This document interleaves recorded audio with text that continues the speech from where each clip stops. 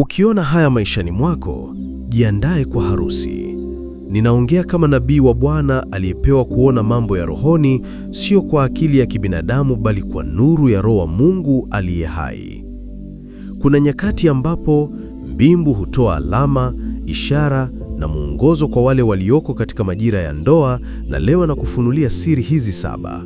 Ukiona mojawapo au hata zote kwenye maisha yako, usidharau, maana kuna harufu ya harusi inayonukia rohoni mwako. 1. Utaanza kuona ndoto za harusi mara kwa mara, iwe unavaa gauni jeupe, pete ya ndoa au uko kwenye sherehe ya ndoa. Hizi ni dalili kuwa mbingu imeanza kuandika ukurasa mpya juu ya maisha yako. 2.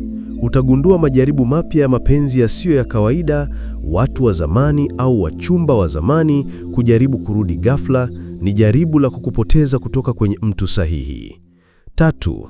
Roho yako itaanza kuchoshwa na maisha ya upweke na hutapata tena raha kwenye mahusiano yasiyo ya kimungu. Ni kwa sababu unakaribia agano takatifu. 4. Utapata msukumo wa maombi ya ajabu, hasa kuhusu mwenza, familia na kizazi. Hii ni kazi ya Roho Mtakatifu kukuandaa. 5. Mara nyingine utaanza kuhisi hofu au mashambulizi yasiyo ya kawaida kwenye usingizi au kiroho. Ni upinzani wa roho za ukoo au altara za kifamilia zinazogundua kuwa muda wako umefika. 6. Utaanza kuvutia watu wa aina tofauti na ya kipekee kuliko awali. Wageni wa rohoni wanaweza kuanza kujitokeza wakitoka mbali au maeneo ambayo hukutarajia. 7. Utaanza kuona ushuhuda wa watu walioolewa au kuoa ukikuzunguka kila upande.